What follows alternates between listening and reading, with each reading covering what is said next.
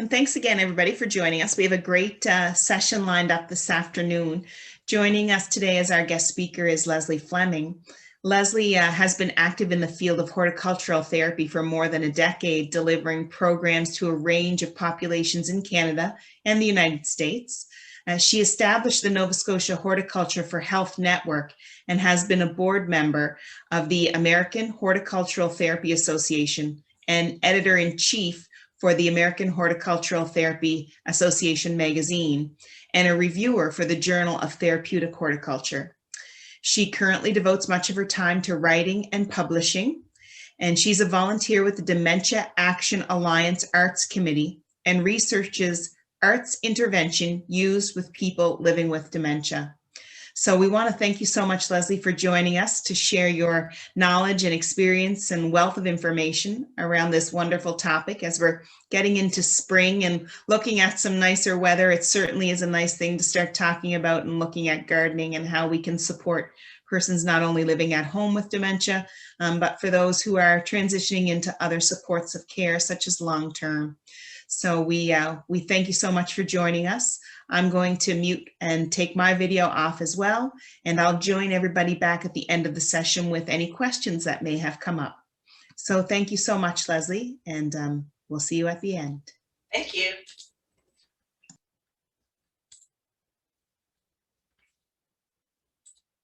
I'm just bringing up my PowerPoint. Okay, so I'm hoping that everybody can see this, and I'm sure Catherine will let me know if you cannot. Thank you for inviting me today to talk about outdoor connections and how timely that spring has arrived. I see in Nova Scotia that the day is lovely, so I think that's fabulous. And this is a presentation specifically for the Alzheimer Society of Nova Scotia, which I'm pleased to do. Okay, so let's kick this off. What activities can we do that are going to promote our health and get us in the right frame of mind? What can we do to get us outdoors and to connect with nature? And probably most importantly, what of these activities are of interest to you? And that would be people in today's audience, people living with dementia, their families, and their care partners.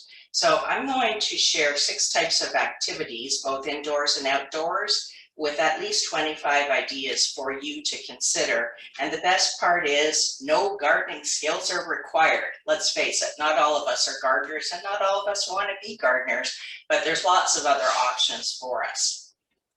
Okay, so I'm going to refer to this very broad category that I'm talking about as Nature RX, or nature prescription.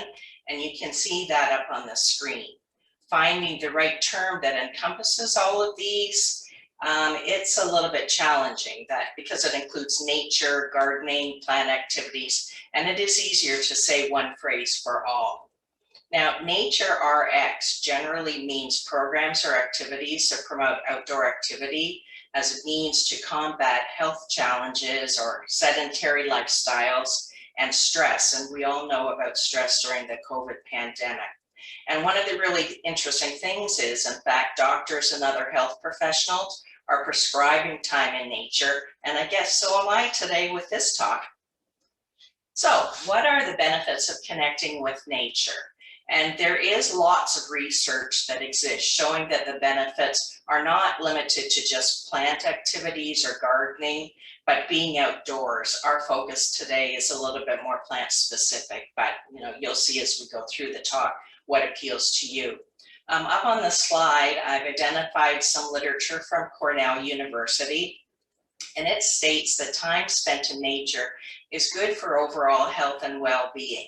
And I think most of us know this, but one of the areas that we do want to talk about are the benefits, and these include improved cognitive ability, specifically attention and concentration, improved mood and overall happiness, and who doesn't need that, reduced feelings of and physiological responses to stress, increased number of social connections, and also the quality of social relationships, and improved physical health. All very important for us to stay feeling positive and wonderful. The literature does identify these health benefits for all populations, and they do apply to people living with dementia, but really it's more about it just feels good. I don't think we have to read all that academic research, well, I try to, or write formal prescriptions for getting out in nature, though I do like the term nature RX. So let's borrow some of the ideas. Okay, connecting with nature, and there are activities that speak to the health challenges that are faced by people living with dementia and their families and care partners. And these activities span quite a broad range. They may be recreation, or it could be a therapeutic intervention, or simply an activity that's fun to do with loved ones and care partners. And we've certainly incorporated that in today's talk. Now, connecting with nature can do some really important things. And again, speaking to the health challenges that we probably are familiar with. And they include agitation or sundowning. Being outside can increase melatonin production, which definitely impacts mood. It provides physical activity along with fresh air and better respiratory exchange, that's breathing, as well as sensory and intellectual stimulation. Now, one of the really neat things about the ideas I'm sharing today is that these can be active or passive or both. And looking at nature or doing stuff in nature or in your garden all fall within this. We're all going to benefit. And wonderfully, the health benefits accrue to participants and care partners. Okay, so what are some of the ideas for nature RX activities used with people living with dementia? And you can see up on the screen, the first one that I'm suggesting is walking in a garden or even in a neighborhood. And what that involves is exercising, breathing, which we sometimes forget to do. Let's take a deep breath in right now. And we can be stimulated by the sights that we see, the sounds that we hear. That would be flowers and birds, okay, and even puddles. Other things that we might do that, you know, otherwise we might not think about is comparing colors. Is the green of the grass the same as the green of the hostas plant? What's in bloom today and what was in bloom yesterday? Now, there's a whole category, a discipline called green care, and I think this is a neat way of acknowledging the importance of nature on our health. And for those of you who are interested, you might want to look up green care. But here's an interesting statistic that I'd like to share with you, trying to get you outside. Studies show that we spend 87% of our time indoors and an additional 6% in an enclosed vehicle. And when I read this statistic, I thought, oh, that can't be right. And then I kind of observed my own routines. I do try to go out daily for walks with my husband, but you know what? I'm spending a lot of time at the computer screen, so I'm probably in that statistic. So walking in a garden or in your neighborhood, it's good for both people living with dementia and as self-care for others. And it's a routine. Walking can be a wonderful routine. We know through the literature that it's helpful to most people living with dementia, and really walking outdoors is healthy for everyone. And I think one of the really important aspects is it offers a change of pace. So as I go throughout this talk, I'd like to share some tips with you. And the first one, if you're walking as an activity, is stay with each other. You know, even in a garden, in case of wandering or disorientation, it's good to have a sight line. You may not necessarily be standing side by side, but I think, again, that's an important point. Enclosed gardens, several residential facilities will have enclosed gardens, and they're wonderful, but do keep in mind that they even have challenges. People have pushed chairs over to the fences or tried to unlock the gates. So you have to, you know, remain alert and again, have that sight line. Be aware that shadows can be disorienting to some people living with dementia, and hallucinations can occur outdoors and as well as indoors. Okay, so related to walking in gardens, walking in a forest area can be just wonderful for your health and your mood. And this is sometimes referred to as forest bathing or forest breathing. Shinrin yoku is the Japanese term for this. And this is a recognized therapy in Japan with, I have to say, growing interest in North America. And yes, it has an unusual name. And no, it is not taking baths in the woods. But when I thought about this, I thought, hey, that might be a wonderful way to connect with nature. I don't think I'm going to do it anytime soon, but I'm sharing ideas with you. Now, the health benefits are related to breathing in decomposing chemicals called phytoncides. Okay, that sounds weird, but true. And for those of you with a science background, you're probably going to understand this a little bit better. But really, the takeaway point is that walking indoors is healthy, and I'm certainly encouraging you to do that. Okay, next activity area is soil movement. Yes, I was trying to be a bit entertaining. Okay, soil movement sounds a bit unusual, but what I mean by this is raking or digging or carrying. And that could be soil or mulch or sand. And these can be done repeatedly if you enjoy this type of activity. One of the attributes of soil and sand is that they're very tactile. These activities can provide a purpose like mulching a bed, and it can be creative. It can be a collaborative design of the shape of a flower bed and then prepping it with soil, then planting with flowers or shrubs. And of course, this type of activity is physically active. One idea, consider a digging pit. Perhaps you've heard that term before. I think they're gaining in popularity at schools. So a digging pit or even a garden bed where digging is the goal versus actually planting can be very therapeutic and, again, physically active. Okay, and mucky services. They can be engaging. Think back to, walking through wet areas. Oh, I'm thinking Nova Scotia in particular, where there are puddles. Engaging but dirty, and maybe you can live with that. Maybe that will be fun. Who can splash the biggest? Okay, another point that I'd like to share is think about your physical stamina and that of your partner. Small efforts over a period of days can finish the project. So if you're doing some of these soil movement digging activities, don't feel you have to create a garden bed all in one day. Okay, moving on to planting flowers or shrubs, seeds, edibles. This activity can be done indoors or outside, so it really is quite versatile.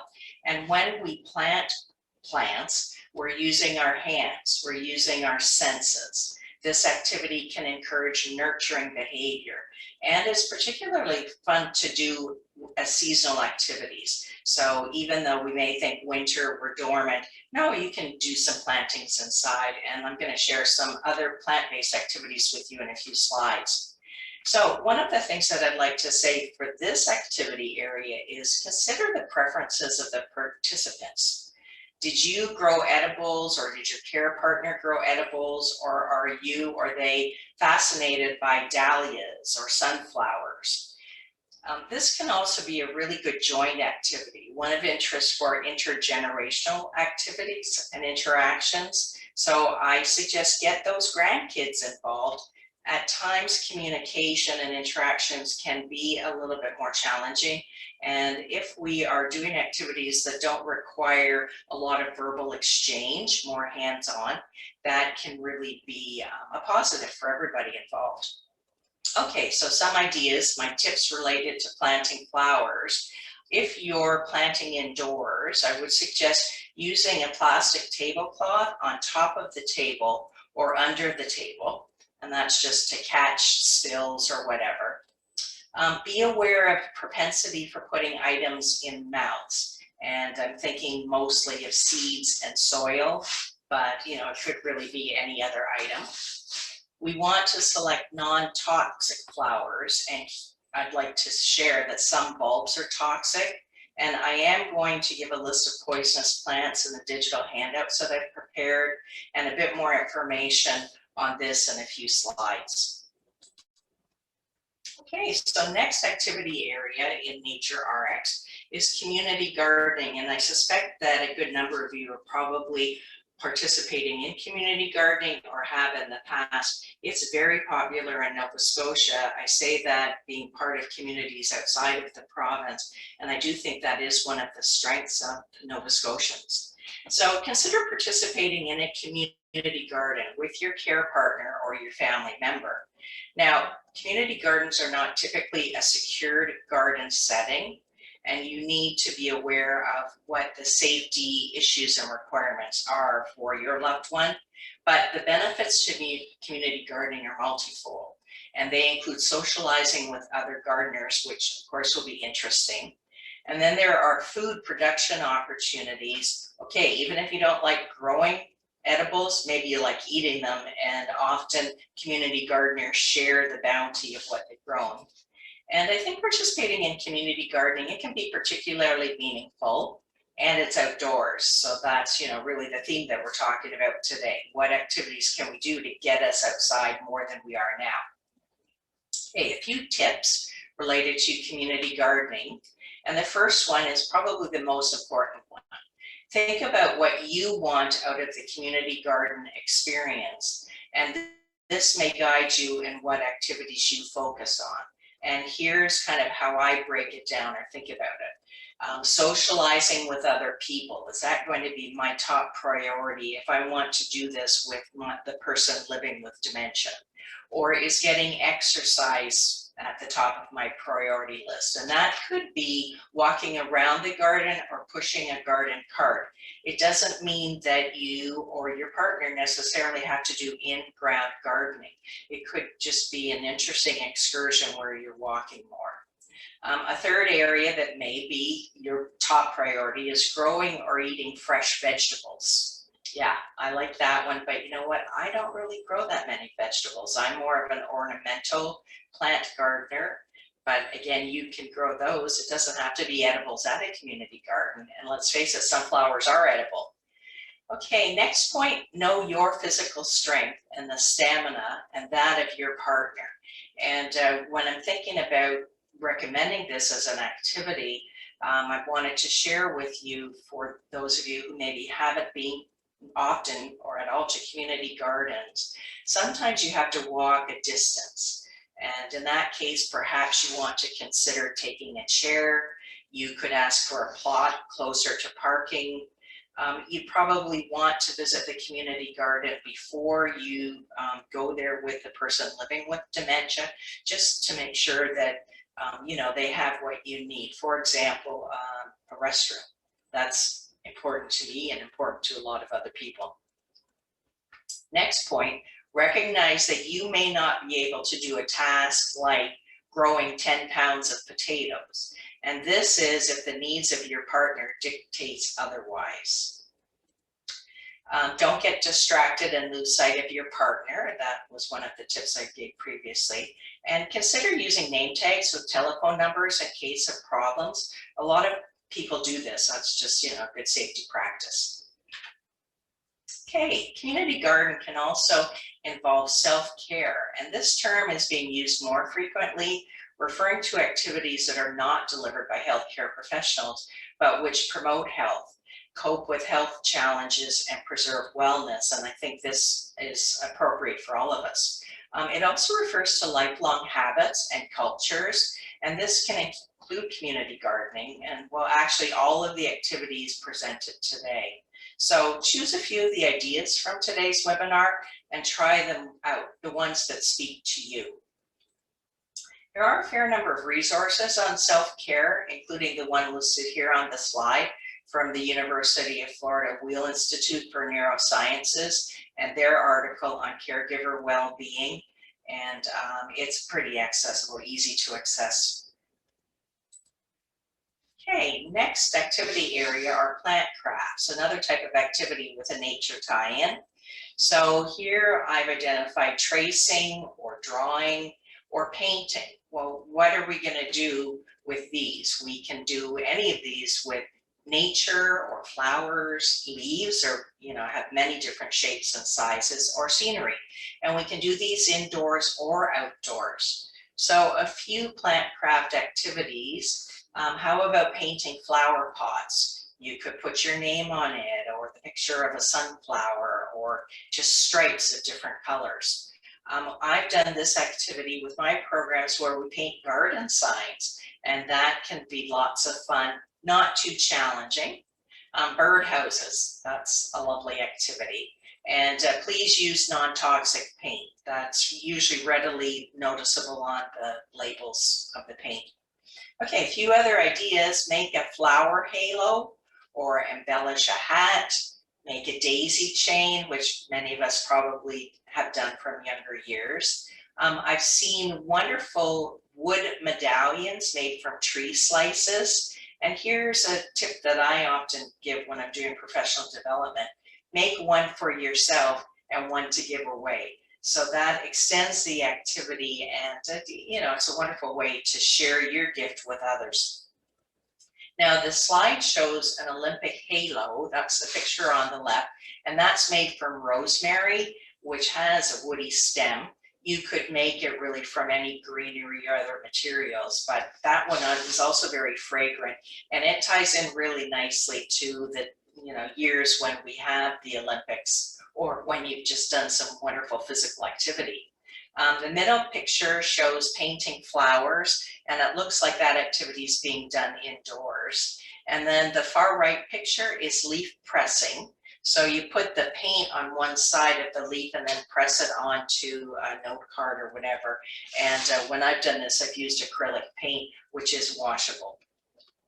Okay, another idea is activities with pressed flowers, and this could be extended so that you are growing flowers as well as gathering them and then pressing them once you have gathered them. And they can be used to make bookmarks or artwork or cards. And one recent art project that I saw that I thought was just gorgeous was using pressed flowers on a clear phone case. I'm not sure how to do that activity. Maybe one of you can share that, but I thought that was very creative. Okay, a few other plant craft ideas for you, because I think most of us do like this type of activity. We can make spa products like herbal spritzers or pressed flower candles, where you attach the pressed flowers onto the candle, or bath bombs, and that's for the bathtub, not throwing at each other. Okay, and going in another direction, perhaps you've seen online or at stores, Zen gardens on a small scale. This is where there's a small box or tray that contains sand. You could make a raised bed with sand or a small box, and that's more for finger manipulation. Hopefully your pet won't get into it. Okay, next activity area that I'd like to share with you is flower arranging. And this one I've identified as one that is particularly strong in providing a sense of self, with input or decision making from people living with dementia that can make them feel very powerful. And you can see the picture on the left here, this gentleman who I worked with. He just was positive all the time, but the more colorful the plants I brought on, the more enthusiastic he was, and it was contagious. And hey, who doesn't like colorful flowers? So one way to support or engage people living with dementia is to allow them to choose their preferences for the types of flowers, the colors of flowers, or the containers. And these really can contribute to their sense of self and decision making. Choose a non-breakable container. I think that's important for most of us. And I would also suggest avoiding chemical preservatives. So a tip on making bouquets easily. What you can do is hold all of the flowers in your hand with the blooms at the desired height, kind of the finished height that you want them to be. So you may have some blooms that are a little bit taller, some blooms that are a little bit shorter. And this is a good activity to do with a partner. So one partner holds the flowers, and then the other partner is going to cut the stems so that they're all at the same length. And from that point, you would place the bouquet in the vase. Another way to do it is to hold them and tie a ribbon and then put them in the vase. So there's lots of options here, but this is an interesting activity because you can do it with 4 stems of flowers and some greenery, or more if your garden is in bloom. Okay, so a few other ideas for vases. Think about using a teacup. Do you have a pretty teacup and maybe some small flowers from your garden? And that might just be the right size. Or use a rubber boot. I think I have a picture of this at the end of my presentation. And here, what I'm suggesting to you is this is really going to encourage interactions, verbal or nonverbal, and for sure you're going to encourage smiles. And that can be very positive for everybody. Okay, so moving into some safety considerations, I really didn't feel I could not cover this. And for some of you, this may be a bit tedious, and we do have handouts, but let me run through this. So I have throughout the talk tried to identify some safety issues and tips, and this is a focus now on plant selection. And as I said, I have a handout on toxic plants, but suffice to say, whatever activity we're doing, whether we're indoors or outdoors, we want to avoid poisonous plants or plants with thorns or plants with excessive sap. Now, there are 4 categories of toxicity, and they are major toxicity, minor toxicity.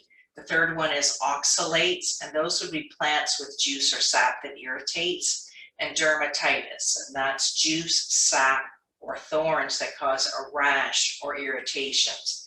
And these can be a part of the plant like leaves or seeds or bulbs, or they could be the whole plant. Now, poisonous category 1, which is major toxicity, and I'm going to tell you some of these, and again, they're written down.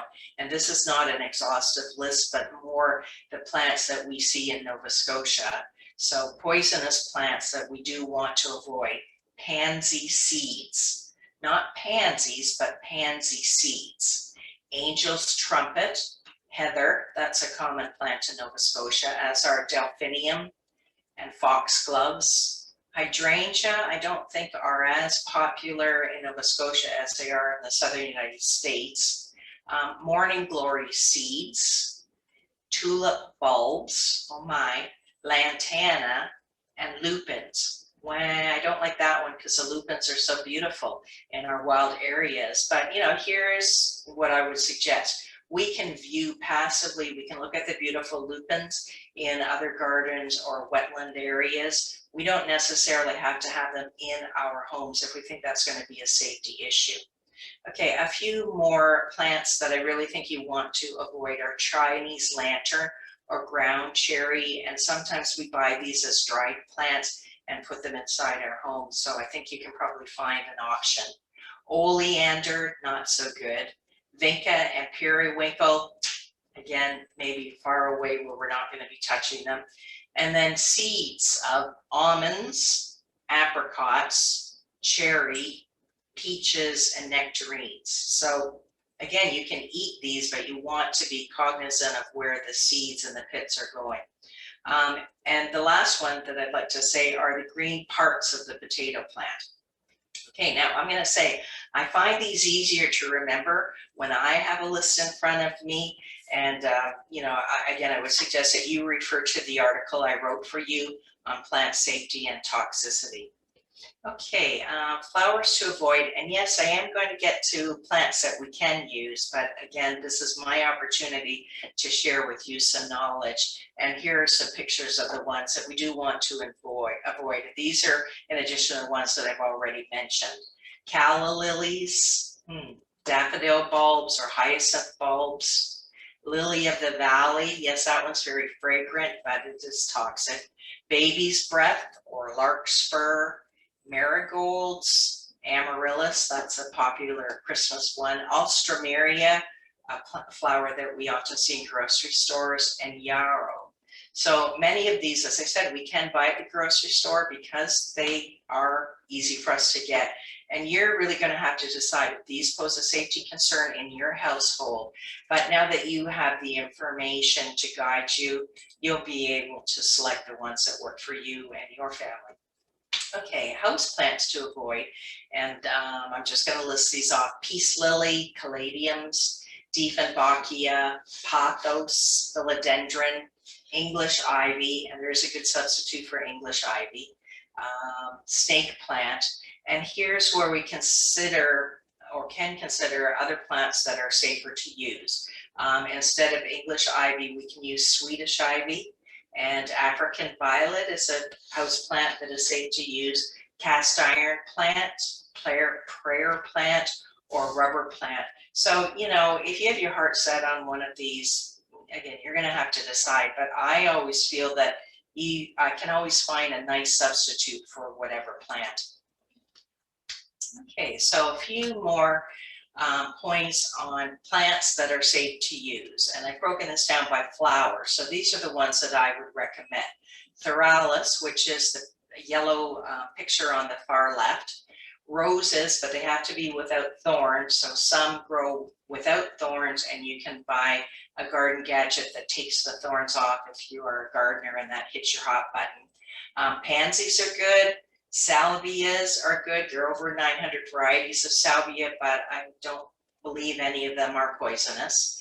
Daisies are positives. Pentas, magnolia, camellias, African violet, I think we mentioned, begonias, petunias, and bee balm.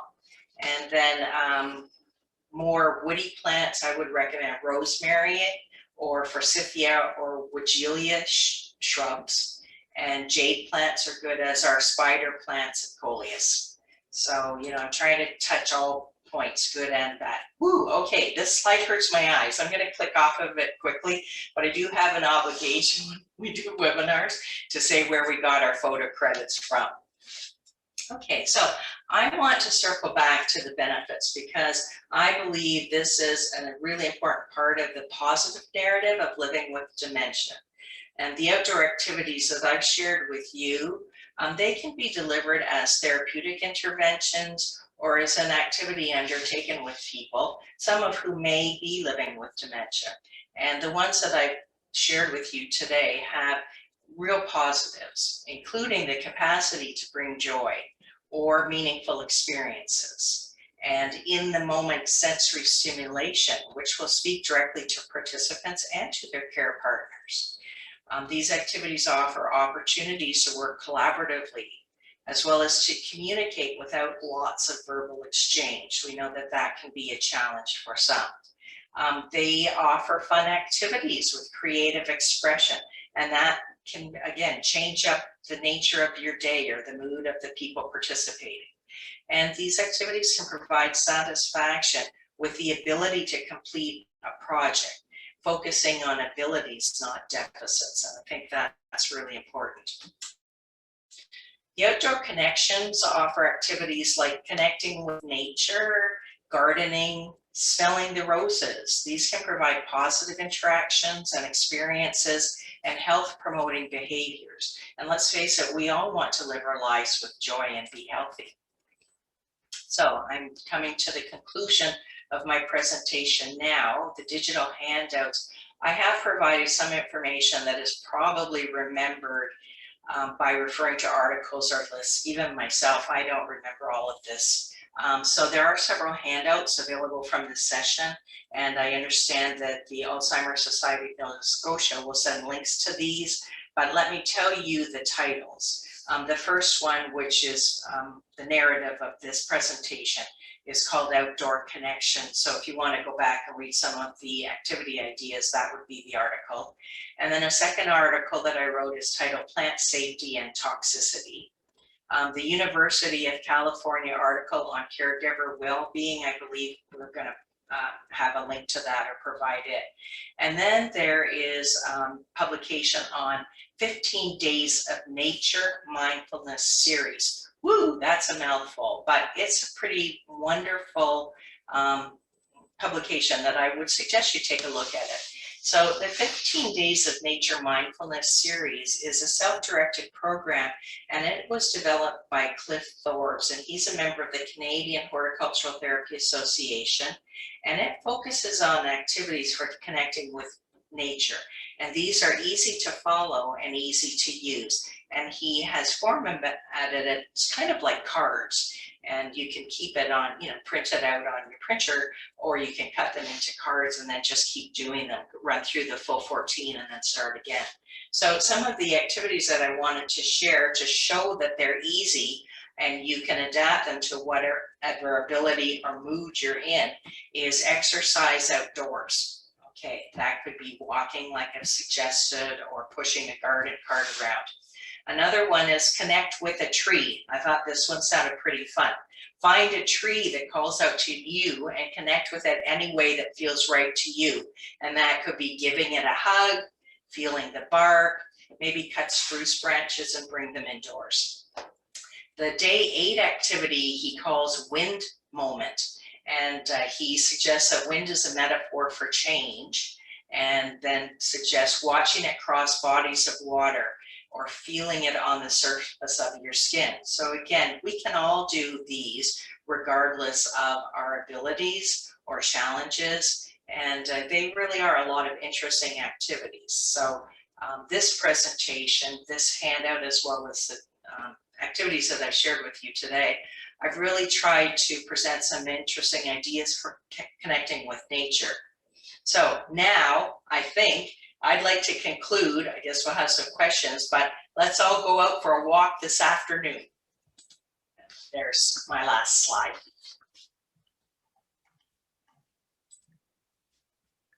I love it. So I have to share with everybody, when Lesley joined us, I said to her, I have like no green thumb at all, but sitting through the presentation, and listening to all of those lovely ideas of benefits and supports, it almost makes me want to get out and try again, even though I worry about whether I can get things to grow or not, but it's certainly inspiring to make the attempt. And so I thank you for that, Lesley. We have had a few questions come in, so I'm going to kind of come back to you now with some questions. Okay. One question that's come up that said, are there any specific supplies that I need for a small project? And where would you suggest that I get them? Okay, so I think the starting point is, what are you interested in, and what is the person that you're living with or working with interested in? That really has to guide what you're doing. And I think you have to be aware of what the abilities and safety concerns are. So there's two that come to my mind right away. One is the bouquet, which I talked about, and you can buy these at the grocery store, as I said, or pick them from your garden. And so the materials that you have, I'm sure you have them in your house. That would be the base. Probably have to get the flowers, choose some greenery, and I often use scissors. Now, if you're using plants that are woodier, you might need pruners, and again, you have to be aware, is that going to be a safety issue? And so maybe one person handles the pruners and then puts them into an apron so they're out of sight and not reachable, if that is a safety issue for the person living with dementia. The other activity that I would suggest, and I do think this is pretty doable for most people, is planting flowers in an outdoor container.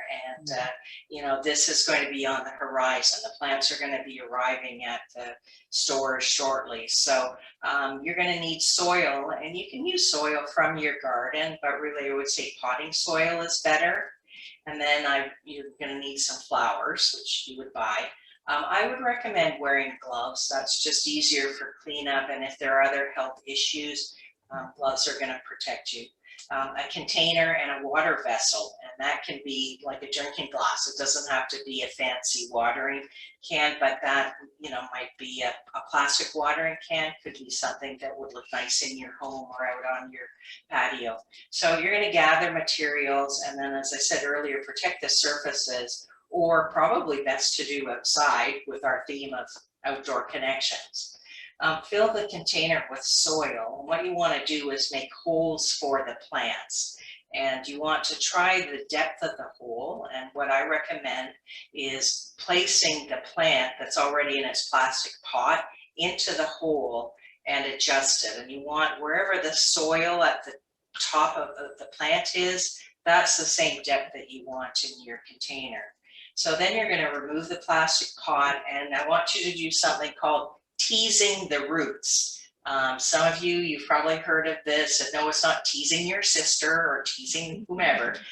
This is where you use your fingers and you just rub it gently so that the roots, which you'll see, typically they're white, often they'll be pot bound and, you know, kind of stiff and wrapped around. So you want to ease those. If you think about putting the plant in the soil, then if you've broken those up a bit, and yes, you might even have to cut some of them, they're then going to expand into the soil. So then you put it in the soil and next and kind of regularly water the plants that you've put in. Choose non-toxic plants, and again, we've talked about those and we'll have the list for you. And here's something that I would say: try to let the person living with dementia do as much of the work as possible. I'm sometimes referred to as a smother mother, and that probably applies to some of my therapeutic techniques, but let everybody get their hands dirty. Consider some safety issues if you're going to leave it within reach, and again, that's dependent on each person and each family. And here's an option: you could plant the container and put it farther off in the garden where it can be seen but not necessarily reached without assistance if there is concern for somebody going back and digging in or putting the soil in the mouth. So I think those two projects are probably pretty easy. And again, if you refer to the handouts, I think you'll have some ideas for plants that would work. Yeah, that's great. That's some really great tips, to be honest. We have had a little question come in through our chat box, and it says, my person with dementia can't bend to get down into the garden anymore, and so I'd like to do something in a container. Do you have any suggestions for what plants work best and how to help them thrive in that container? Right. Okay, that's a great question.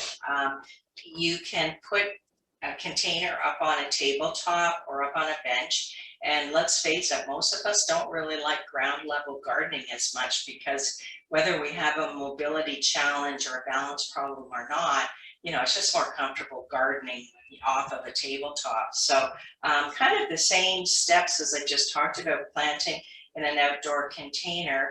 I would look for plants that are in bloom, unless you want to see a plant develop from bud and then burst open. But I think the instant gratification of having plants in bloom, and so that's going to be seasonal. That would be pansies and petunias and geraniums, and they're going to give a sense of satisfaction.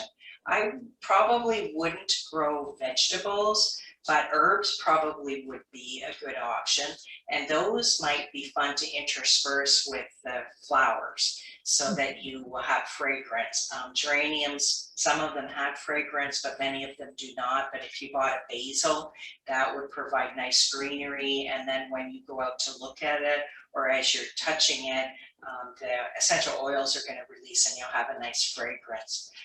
For the handouts that I prepared, I would just read through those. And again, I think it's based on what your preference is. Do you like red flowers? Okay, well, those probably aren't going to be peonies, but and probably the other tip I'd say is choose plants that don't have deep roots or really tall plants like peonies. They're going to be harder to plant in a container.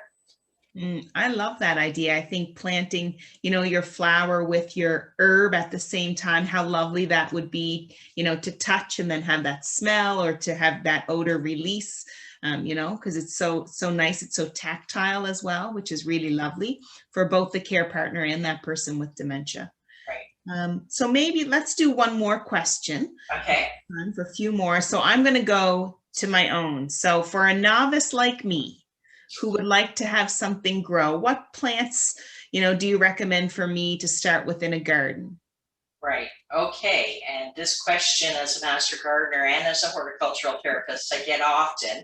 And this is based on where your garden is. So the ones that I'm going to suggest are probably going to grow zones 4 through 8, I'm going to say. And one fun thing is to look at magazines and get recommendations, or go to the library. Perhaps you have some books on gardening, and to find out what plants are going to thrive in your new garden or your established garden. You want to make sure that they're in your zone, or they refer to plants in Nova Scotia. And one thing that's really easy to do is you can just Google with the prompt "easy plants for Nova Scotia."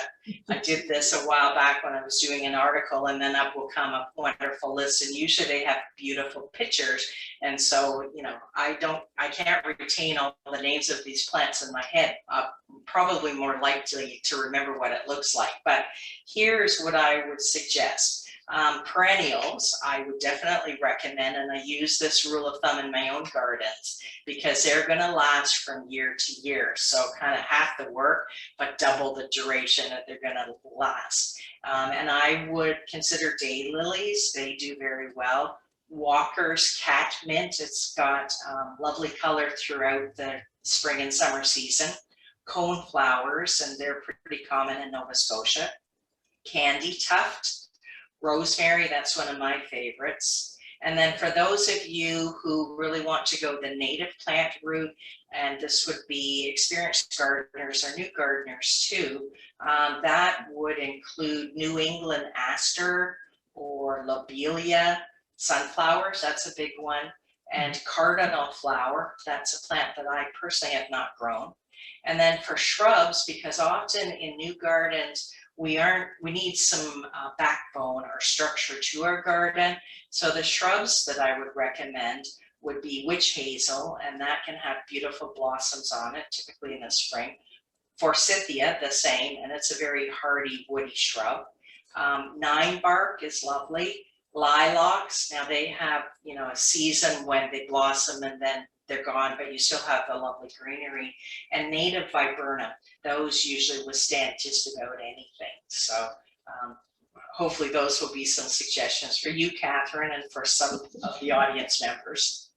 Wonderful. Thank you so much, Lesley. I've just learned so much from our time together here today, and I hope everybody has been able to take in, you know, that little bit of extra, you know, when you learn a little bit more and you hear the excitement that you create around this wonderful opportunity for people living with dementia and for their care partners, and as an activity either alone or together, you know, to help support the journey and reduce stress and to find some moments of joy and pleasure, you know, and happiness together, then certainly those are wonderful things. And so I just want to say thank you so much today for joining us and sharing your wealth of knowledge and your experience. I know I'm going to give it a shot this year, so I'll think of you with hopefully blossoms in my garden. But I want to say thank you, Lesley, and thank you to everyone for joining us today.